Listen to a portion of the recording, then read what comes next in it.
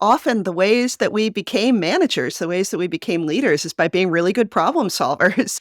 But the reality is what people want in these moments is somebody to listen to and acknowledge them. One of my favorite quotes is, "People don't care how much you know until they know how much you care." Just letting them know, "I care, I hear you, I acknowledge that you're going through something hard," is often the most helpful thing that we can do, especially for people who are leaders. When leaders in particular, people that are viewed as being in positions of authority, are supportive and show people that they're believed, it really makes a tremendous difference in their healing.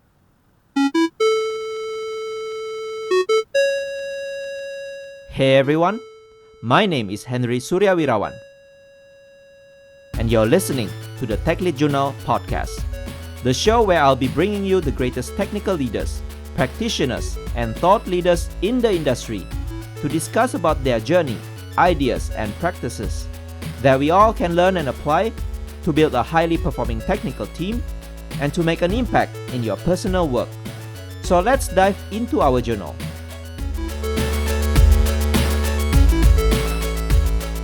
Hello again to all of you, my friends and my listeners. Welcome to the Tech Lead Journal podcast, the show where you can learn about technical leadership and excellence from my conversations with great thought leaders in the tech industry. If this is your first time listening to Tech Lead Journal, don't forget to subscribe and follow the show on your podcast app and on LinkedIn, Twitter, and Instagram. And to support my journey creating this podcast, subscribe as a patron at techleadjournal.dev/patron. My guest for today's episode is Katharine Manning. Katharine is the President of Blackbird DC and the author of The Empathetic Workplace. In this episode, we discussed how leaders can deal with traumatic experience in the workplace. Katharine described what she means by workplace trauma and explained the impact of such trauma on employees' performance and organizations' productivity. She shared the importance of leaders showing trust whenever employees come forward and share their trauma, and why leaders should avoid problem solving in response to their situation. Katharine also touched on the importance of empathy and gave a few tips on how we can be more empathetic towards others. And towards the end, Katharine shared her framework called the LASER method, the 5 steps we can do for a more compassionate, calm, and confident response to the workplace trauma. I really enjoyed my conversation with Katharine. Personally, I've experienced a few cases of employees having workplace trauma when I was the manager or the leader, and even cases when the employee had a severe depression and suicidal thoughts. And in most of those situations, I was never trained on how to deal with the situation compassionately and empathetically. So this episode is my attempt to share a great way to educate ourselves on how to deal with such workplace trauma. And learning from Katharine, someone who is highly experienced in this, is something that I really appreciate. And if you also find this episode useful, please help share it with more people so I can reach out to many more people like you to benefit from this episode. Also, leave this podcast a 5-star rating and review on Apple Podcasts and Spotify. It will help me a lot to make this podcast easily discovered by others. Before we continue to the conversation with Katharine, let's hear some words from our sponsors. Today's episode is proudly sponsored by Skills Matter, the global community and events platform with more than 100,000 software professionals. Here, members can organize their learning experiences around the technology topics they care about most. You get on-demand access to their latest content, thought leadership insights, as well as the exciting schedule of tech events running across all time zones. So whether DevOps or data science is your buzz, or you're a fan of functional programming or all things cloud, you can make real connections with people who share your interests. Head on over to skillsmatter.com to become part of the tech community that matters most to you. It's free to join, and you will find it easy to keep up with the latest tech trends. Are you looking for a new cool swag? Tech Lead Journal now offers you some swags that you can purchase online. These swags are printed on demand based on your preference and will be delivered safely to you all over the world where shipping is available. Check out all the cool swags available by visiting techleadjournal.dev/shop.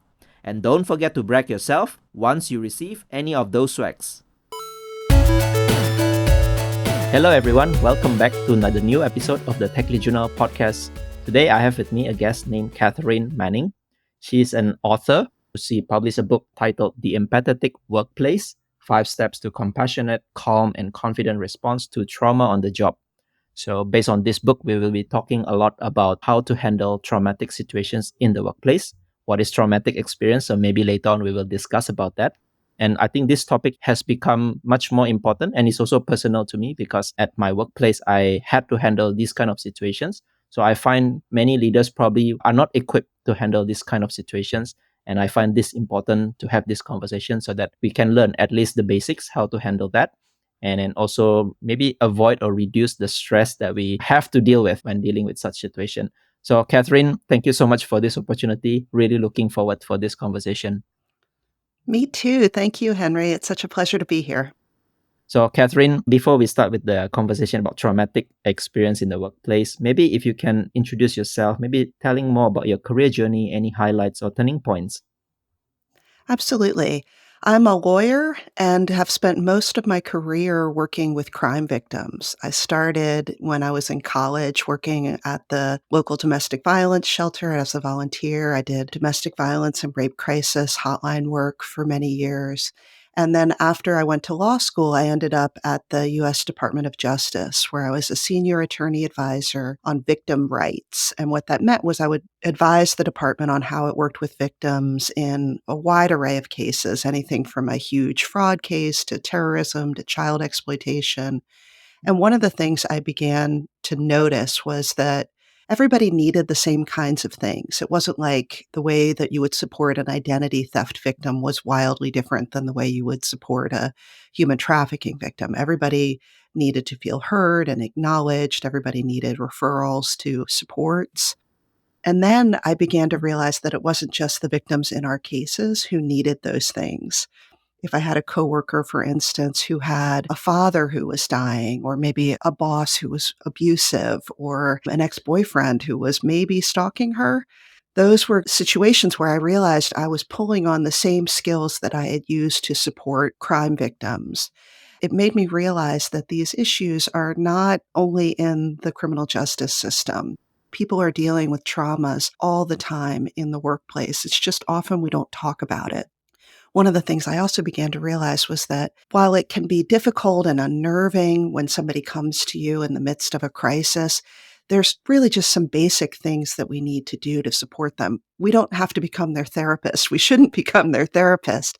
It's really just what can we do to help them get through that moment. I think of it as almost like the CPR skills. Like you see the problem, you give them immediate support, and then you send them on to the experts to get more of what they need. So I began realizing that there were these overlaps in what kinds of support people needed and started thinking through what I would say those supports were. And that's when I really began working on my book. It was honestly the Me Too movement in 2018 that made me start to think a lot about how these issues came up outside of criminal justice and how a lot of workplaces were dealing with them. In some ways, though, I've got to admit, I was frustrated by Me Too because I felt like Me Too put so much on survivors to come forward and share their story. Everybody needs to hear your story, but without an understanding that when somebody shares their story with you, you have an obligation to really listen and provide support in a compassionate and empathetic way. So that's what really propelled me to start thinking about, well, what would you say people should do in that moment? And that was when I came up with this idea of really 5 steps that people should take when somebody comes to them in that moment of trauma or distress. So I left the Justice Department in 2019, and that was when I launched my company, Blackbird, and started working on the book. Now, it's funny, Henry, publishing takes a really long time, right? It takes about 2 years from when you sell a book to when it actually gets published. And in that time is when we had global pandemic, huge economic uncertainty, lots of racial violence here in the US at least, and I know around the world as well. The beginning of the book is all these statistics to help people understand, hey, you should know there's trauma in the workplace. But what I've found now is I almost don't need to tell people that because it has been so clear over the last few years. Almost everybody has been touched in some way through the different crises that we've been facing. So what has been I think fortuitous is the timing that people are really needing this just because it's been so clear. But the reality is that these traumas have always been in our workplace and always will be. So, what I really hope is that organizations will take this moment and recognize that they have to develop these skills that will help them get through this moment and also be prepared for whatever else is coming down the lane. Thank you so much for sharing your story. First of all, I think I really need to appreciate your effort in writing this book because I think it's not easy to deal in such situations. I think you have dealt with so many difficult, traumatic experience, things like even Boston Marathon bombing, the Me Too movement, and what other terrorism that you have to deal with, right? So having someone who is an expert in dealing with this and giving us the basics, the advice, tips, how we can actually deal with such situations, I think is going to be really helpful. So really thankful for your effort in writing the book. We have been talking about the traumatic experience. So for people who are probably associating trauma with something like a childhood, past trauma or fear, maybe you can clarify a little bit. What do you mean by traumatic experience at the workplace? Absolutely. The definition of trauma that I use is a very practical one and focused on the work that I do, which is trauma in the workplace. So, what I use is a somewhat slimmed down version of the definition of trauma from the US SAMHSA, Substance Abuse Mental Health Services Administration. And that definition is a psychological injury that affects performance. So, just to unpack that a little bit, there are other definitions of trauma where they look at a list of events and they say trauma is when you have experienced one of these events. I don't like using that definition because we are all so different and we can respond so differently to the same event. Just speaking personally, when my father passed away, I was in my late 20s. And at the time, I was working at a big law firm. I took maybe a day off and then I came back to work, and all day long, people were coming up to me and saying, "Oh my gosh, I'm so sorry. This is so awful. I can't even believe you're here. Please go home. You must be devastated." The reality is, I hadn't seen my father in many years. He's not the person who raised me, and I had a wonderful childhood, but not with him. While it was sad that he died, I didn't feel that sense of devastation that maybe somebody who had lost a parent who raised them might have felt. So for me, all of those expressions of, "Oh, I'm so sorry," just made me feel kind of bad and like I was reacting wrong. So I think the key is just to see the person in front of you and what they need and not judge based on what they've experienced, whether you think they are in trauma. Just really analyze what it is that the person in front of you is going through and do they need support.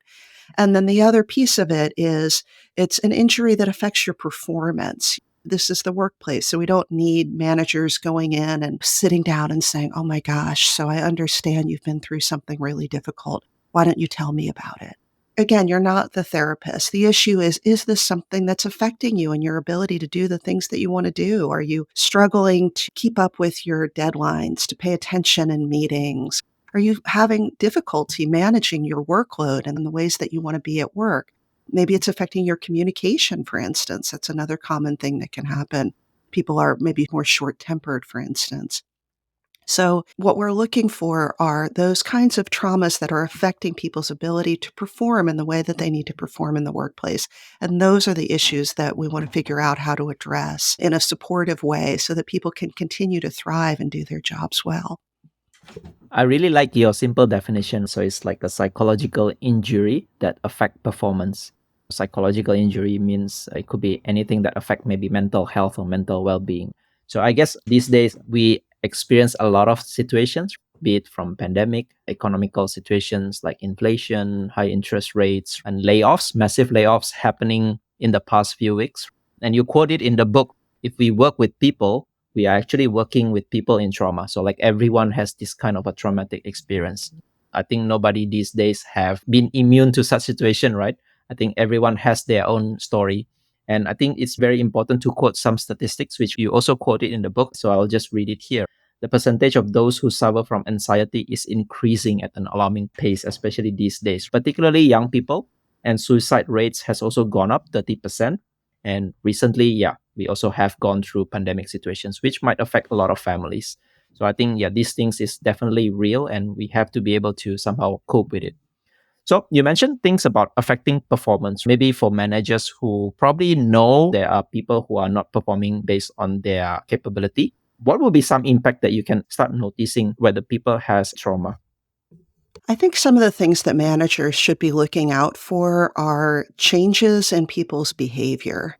I remember I spoke once with a CEO who told me about one of their top performers. It was a guy who was the head of sales for the organization, and he had always been somebody that they could rely on. He was really kind of part of the backbone of the company.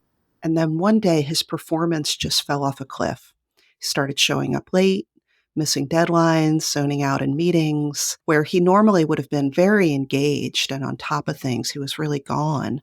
This CEO recounted to me that they were thinking they had to fire him because they thought we can't have somebody in this position who is not up to the task. This is a really important role. But finally, they said, well, maybe we should just talk to him and see what he has to say for himself. When they had that conversation, the man disclosed that his wife was dying. And he hadn't wanted to bring it up because he thought it wasn't appropriate to talk about that kind of thing in the workplace. But once they knew that, they were able to get some supports around him.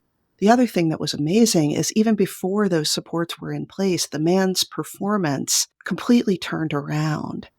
The reason for that is there was so much stress, right? He's already got the stress of the job and they can't take that away. There's the stress of his wife dying and they can't take that away.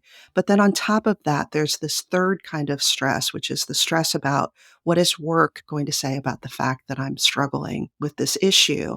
And they were able to take that away. And because they took away that third source of stress, he was really able to focus on the first two. And that really affected his performance immediately. So I think that's the main thing is noticing changes in somebody's behavior. If suddenly they are much less engaged, they're taking a lot of days off. Sometimes people will tell you, and that's really helpful when they do. But if they are not doing it, it can be worthwhile to just do a quick check-in.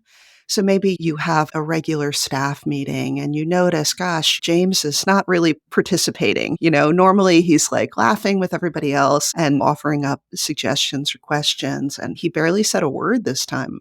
So then maybe just quickly afterward, like, hey, James, just wanted to check in, see how things are going. I noticed you were a little quiet in that meeting.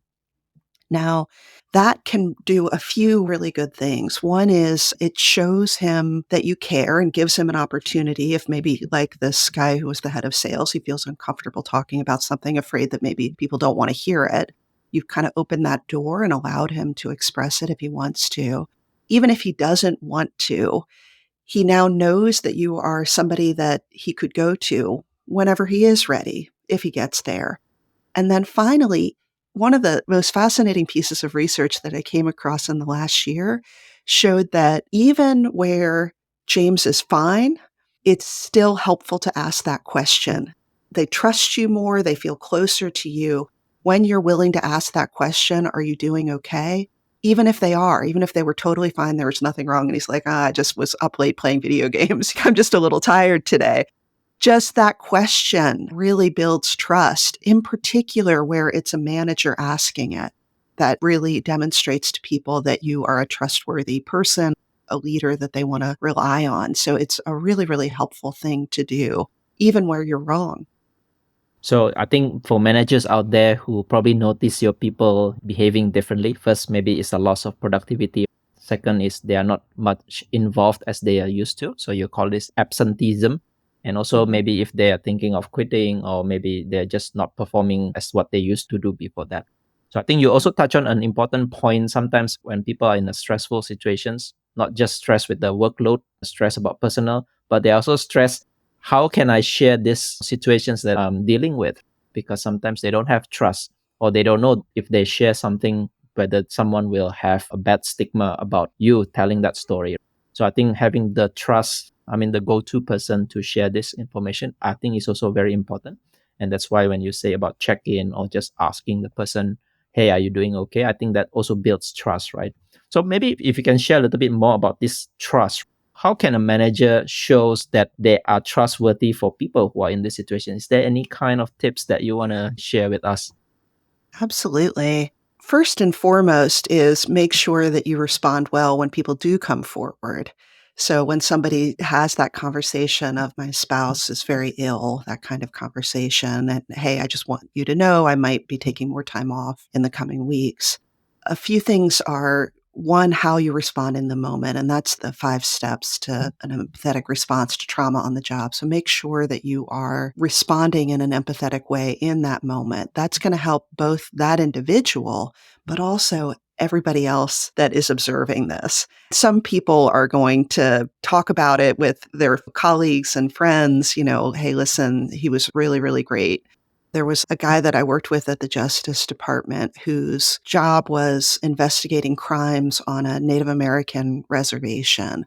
When he first took the job, they said to him, oh, like every now and then you'll get something serious like a fight, an assault. But for the most part, it's like speeding and drunken disorderly conduct. There's really nothing much going on. Maybe once in a really long time, you'd get something like a sexual assault. One of the first things he did was investigate a cold case, a really old one that had been unsolved, a claimed sexual assault. He talked to the victim, he talked to everybody he could find, any witnesses, he gathered as much information as he could. Ultimately, he said, I can't do anything about this. It's too old. There's no way to prosecute it. But he explained that to the victim. Here's why I can't. If anything else comes up, please let me know. I'm still open to it, but just understand, here's everything we've done. And I'm so sorry for what you went through. And we're not going to be able to take it forward. That year, he had 7 sexual assault trials. After them telling him, you're not going to have any for like maybe 1 in 7 years, he had 7 in 1 year. And the reason was because that victim went and told all her friends, he is trustworthy. He is willing to take you seriously. He will listen to you and he will provide you support through this process. So it's like everybody came out of the woodwork once they knew that he was somebody that they could trust. I think the same thing happens in the workplace when somebody comes forward with, I feel a little uncomfortable about the way that person talks. He's using language that makes me uncomfortable. If you take that seriously, and you acknowledge, yes, I hear what you're saying and I'm sorry about that and let's figure out what we can do. That moment where you're taking it seriously is going to have ripple effects through the entire team because now other people will be willing to share their stories with you as well. And you'll uncover a lot of the challenges. And I know sometimes people say, well, I don't necessarily want to hear all this stuff. But the reality is, those issues are happening whether you know about them or not, and they're already affecting your engagement, productivity, creativity. All of the things on your team are already being affected by those unresolved, untalked about issues. So much better to bring them out in the open where they can be dealt with. The goal is not a quiet morning, it's a healthy team. So that's one, is make sure you're responding well when people come forward. The other thing is have supports available and talk about them a lot. A lot of teams have done just amazing things in the recent years in terms of coming up with great ways to support people who are struggling. Everything from mental health days to miscarriage leave to transgender medical support or providing mental health resources that are culturally specific. So if you want somebody of your own cultural background to talk to, you can get it. There's just been some incredible things that people have done, and that's amazing, but they're only helpful if people know about them. If you have a fantastic policy to support people who are experiencing violence in their intimate relationship, that's only going to be helpful if the people who need it know that it's there. And so you have to talk about it widely because you have no idea who needs it. And you have to talk about it repeatedly because you may mention it the first time it comes out. And maybe there's somebody on your team who at the time doesn't need it. It goes right over her head. She's not paying any attention. But then 2 years later, boy, she really needs that.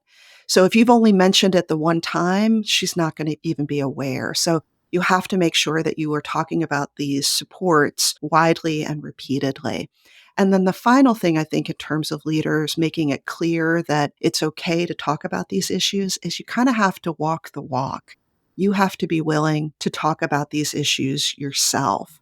I have a friend who is the head of ethics at Walmart, giant global company, Fortune #1 company in the world. She is a Black woman, and she had an experience where she was traveling for the company to do an investigation.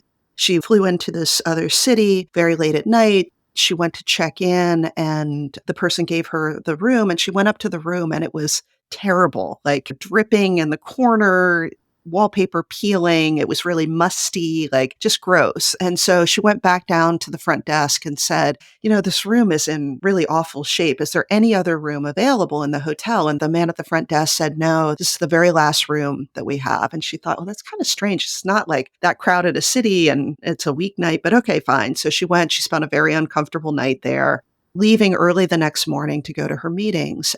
As she was walking out, she noticed that there was a Black woman at the front desk, and she thought, I'm just going to ask.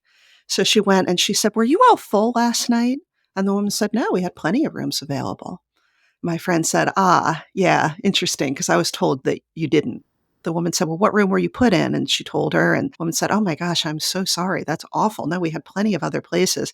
And she said, so who was it who told you that we were full? And my friend described the man, and she said, that's our manager. He's the head of the hotel. So my friend just thought, well, this is just something that happens. She certainly experienced a lot of racism in her life. It wasn't something that she was going to allow to kind of knock her off her game all day. And she just kind of filed it away. It wasn't something that she really thought about. But then a couple weeks later, she was talking to her boss. And he said to her, gosh, I've just found out that some of our associates feel uncomfortable in certain cities. And she said, because of their race. And she said, well, it's not a surprise. And here's something that happened to me. And he said, I'm so horrified that happened to you. That is awful. He instantly went and put that hotel on their do not stay at, company wide. Like that hotel is off the list. They are not allowed to stay there anymore. He'd called the manager and told him why. And he asked my friend, would you be willing to share your story on a big call with all of our people who do these investigations around the world? And she said, sure, yeah, I'd be happy to. Now, think about the difference that makes when you have the person who is the head of ethics for the entire company saying not only it's important to bring these issues forward, we want you to talk about bias that you're experiencing. It's important to say that, right? We want to hear about it. But then think about the impact when she's able to say, I've experienced bias myself. And when I told the company about it, here's what they did. That's going to have so much more power than just saying it alone. It's one thing to say, oh, we have great mental health resources available in the company and they're free and they're confidential. It's another thing to say, we have great mental health resources available in the company. They're free, they're confidential, and they really helped me when I needed it. So this is I think, crucial piece of leadership is recognizing that it's not enough just to tell other people that it's okay. We have to be willing to model that ourselves.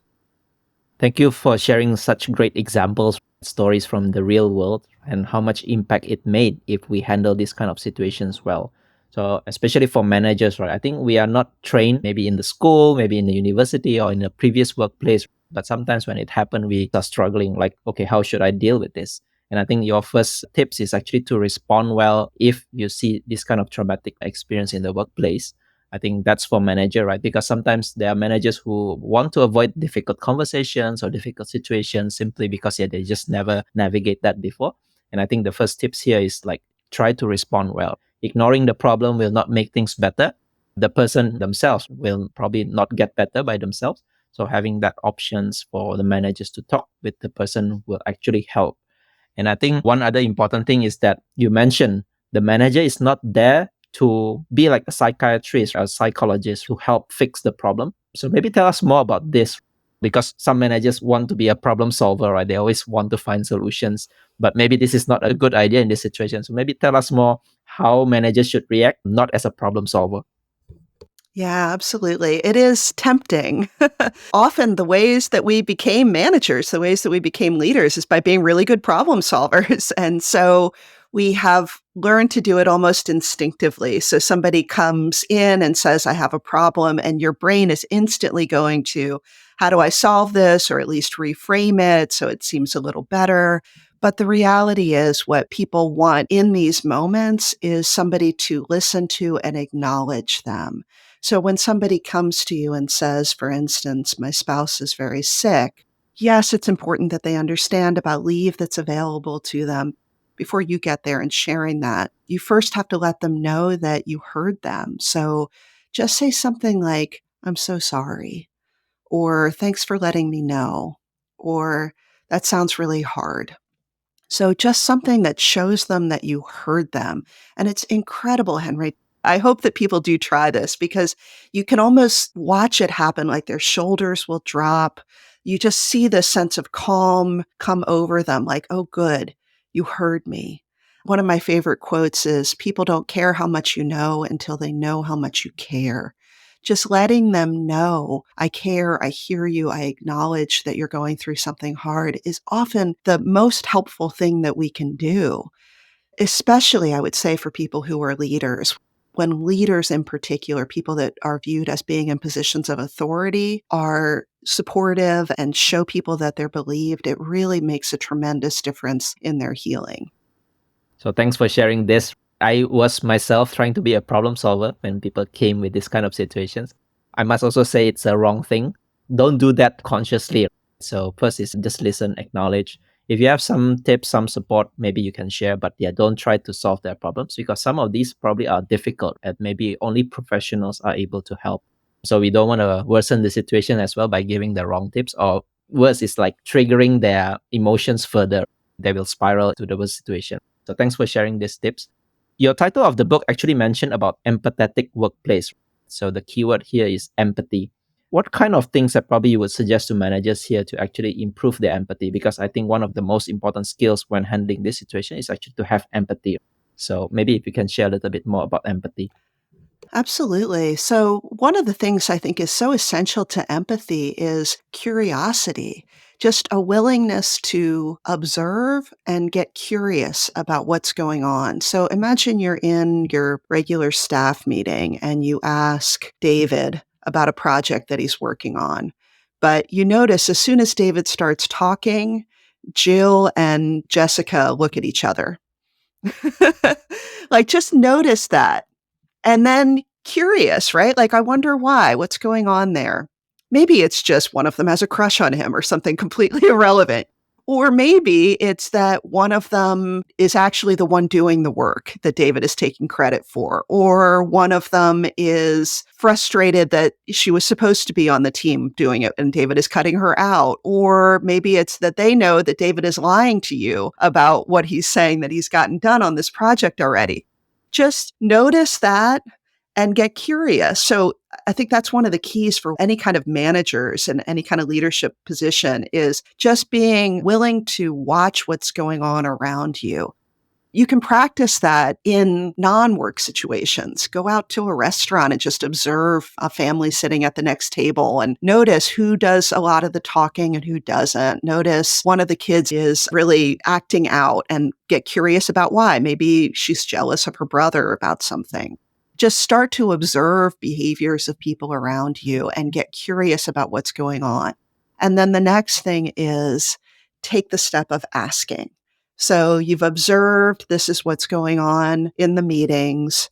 So now is a good time to maybe follow up with Jessica or Jill and ask an open-ended question, just one-on-one, maybe at a weekly check-in or something like that, or an easy conversation.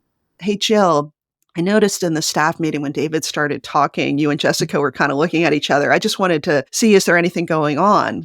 What's going on with that? Just open-ended question and then listen and listen to understand, not to tell them why they're wrong or explain how to solve the problem. Just listen to understand. So I feel like if you can just work on those few skills, just practice them over the next couple of weeks. Observe and then ask and listen. Other things that can be really helpful, I think, for leaders in terms of building up empathy are to educate yourself. All of us have teams filled with people who have very different backgrounds from our own. We don't know much about the life experiences of the people that we are working with every day. So another good thing to do is start to educate yourself. If there's somebody on your team, for instance, who has a disability that you don't know much about, learn a little bit about it. There's lots of great information, everything from TV shows to movies to podcasts, blog posts, a million different ways to learn more. So educate yourself a little bit about different backgrounds and experiences just so you can know a little bit about it. Maybe somebody is of a religion that you don't know much about. That's something that happened on one of my teams. There was a woman who was of a religion where they didn't celebrate holidays. I mean, I worried about this for longer than I should have. I usually gave people presents at the end of the year, and I thought, what do I do? Like, do I not give her a present, but give everybody else one, which seems offensive? Or do I give her one, even though I know she doesn't celebrate a holiday? And like, maybe that's the offensive thing. So I've really struggled with this for so long. I finally did a little bit of research on it, but it didn't feel like it gave me the answer. So then the key was I just went and asked her. And I said, "Hey, listen, this is my usual practice. I don't know what would be appropriate for you. How would you like me to handle it?" And she said, "Well, if it's a Christmas present, I don't want that. But if it's just a gift to acknowledge all the work that I've done over the year, well, that would certainly be welcome." And I thought, oh, that's not that hard. I don't know why it was so hard for me to think of that. But I feel like I'm so glad that she was able to tell me that. That year, I gave plants out. Some people got a red one if they celebrated Christmas. Some people got a blue ribbon if they celebrated Hanukkah. She just got a white ribbon and a general thank you note. It was not hard to do, but I had to be willing to ask and learn. So I think that's the final key in terms of empathy is just make the effort to really try to understand people and not just their cultural backgrounds either. Learn about what sports they're into. What do they do in their spare time? Have easy connection conversations. Just learn about who they are. Those little connections that we make over just silly things like, oh, you like cats, or you like crossword puzzles. Those little silly connections can help so much. In particular, later on when something is challenging, you're going to have hard conversation with somebody. If you have that solid foundation of a lot of easygoing conversations already, it'll make the harder ones a lot easier too. Thanks for sharing your funny story on how to deal with this situation. So I think the last part here, educate yourself, is really important because nowadays we work in a remote team setup or maybe people with a lot of diversity, right? Be it cultural, religion, sexual orientation, whatever that is. So I think sometimes if we haven't experienced it, we completely clueless. Sometimes you can research on the internet or even ask few person about it. I just want to add one more thing also, maybe to empathize with ourselves, right? So when you talk about observing, maybe sometimes you can also observe our own behavior, things like our breath, our five senses, which I like when you mentioned in the book, seeing whether you're actually also experiencing the same kind of stressful situation or burnout. And maybe you also need help yourself and talk to somebody who can probably help you. Maybe let's go to the important thing that you mentioned in the book, the laser method, the 5 steps to deal with this situation. So maybe if you can explain what is laser method. Absolutely. So, as I mentioned earlier, I had this moment of frustration back in 2018 where I thought, we are asking all of these survivors to share their stories as part of Me Too, but not recognizing that you have to respond in a certain way when somebody shares a story with you. So, that's really what got me thinking about how I think people should respond. I came up with an acronym for it in part because I spent so many years in government. I just think in acronyms at this point, but also partly because I know, as you were just talking about, Henry, when somebody comes to you with something heavy, they're in a crisis, it's stressful. Like it causes us to maybe feel a little bit elevated. I'm afraid I'm not going to handle it right. I don't know what to do. So it can be helpful to have just a little guidepost to follow. And I will say I have had a lot of luck, in particular with people in the tech space, responding really well. I spoke with this guy once. He's a chief technology officer, and he's probably in his early 30s. And he said, I've never dealt with any trauma in my life. He's like, I'm still married. My parents are still married. I haven't even had a significant breakup. My grandparents are still alive. I've had no trauma in my life. But what he was doing, he had this great project where he had developed an algorithm that could search out news stories about anti-Asian hate here in the US, which is really skyrocketing through the pandemic. What he was doing was reaching out. He would find the victims and he would send them an email and say, I understand you've been the victim of this horrific crime and there are supports available if you want, reach out. Here's how to reach me and I'll share them with you. But he thought, I don't know how to have those conversations. I don't know what to do. So we talked about it. We talked him through Laser. He read the book and he called me about a month later and he said, I got to tell you, I reached out to somebody who had been a victim of a hate crime. The neighbor had been driving by her house and spraying paint gun at it. So it was this real feeling of not safe in her own home. Her neighbors are attacking her. I mean, that's a really scary, awful feeling. And he said he talked to her for about an hour and he walked through the laser technique with her. He said at the end of it, she said, I've spoken to the police and prosecutors, I've talked to journalists, and nobody has made me feel heard and understood like you did. He was so proud of himself, and I was proud of him too. What an amazing thing, right? I've raised this just to say, if you follow it, it really does work, and it's not that hard. So I'll talk you through it now. So step one of laser is listen. What I say with listening is it's active listening. So it's not just be quiet and let the person talk. It's create the circumstances where the person feels comfortable opening up. One way to do that is ask questions, ask open-ended questions. How are you doing? Where did you go next? What's happening now? Open-ended questions. Let people know that we want to hear from them. And then you don't just sit there silently. Of course, you nod, you say, yes, you encourage them to go on.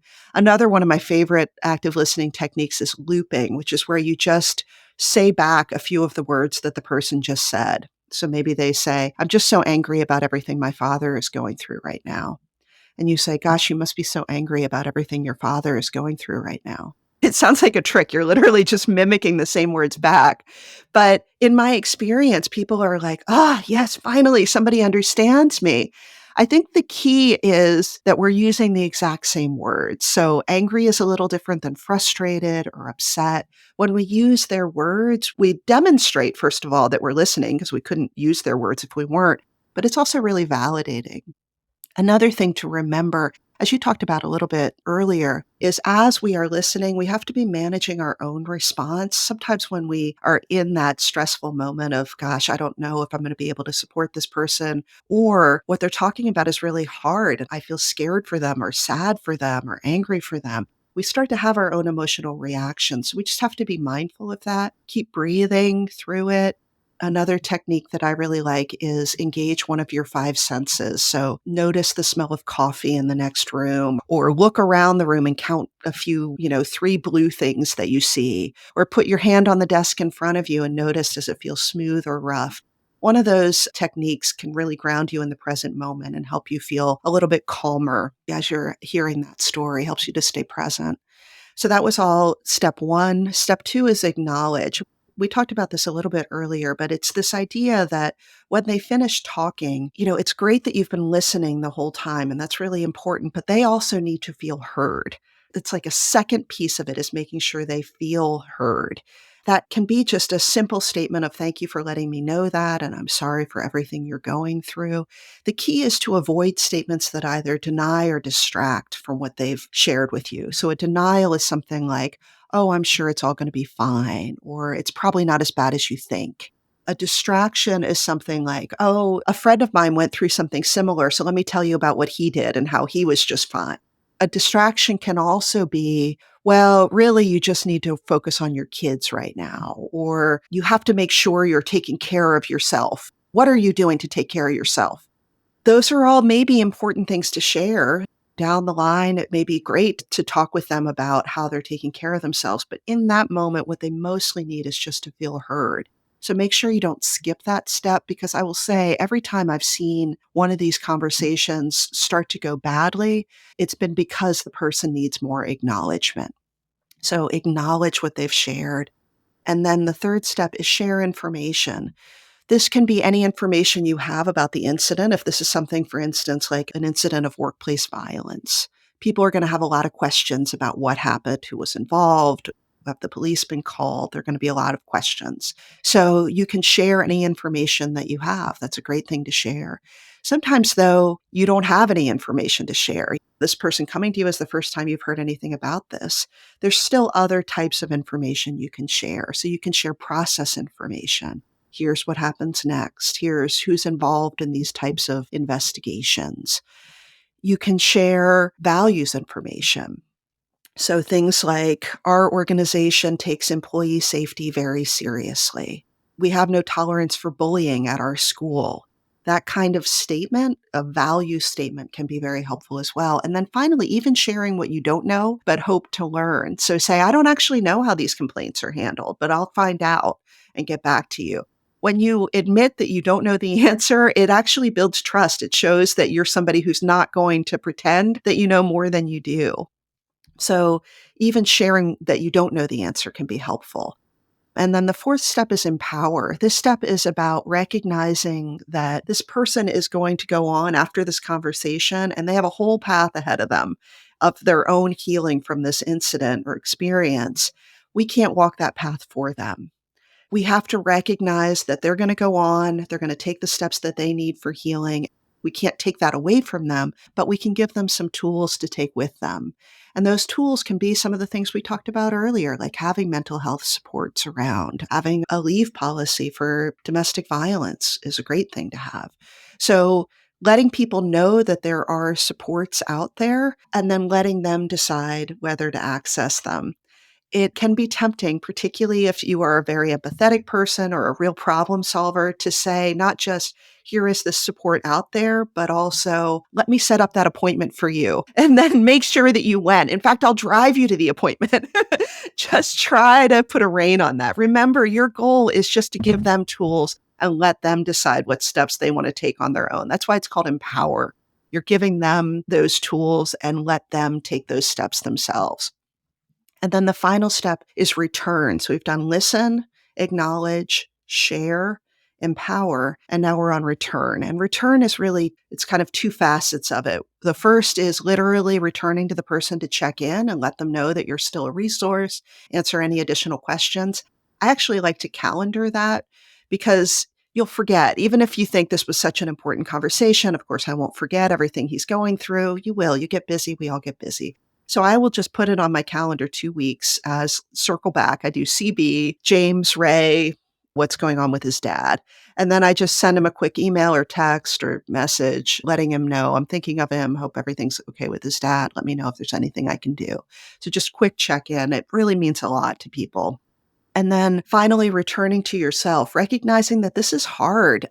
There have been a lot of statistics lately on leadership fatigue, that leading through this time has been really hard and taken a toll on people.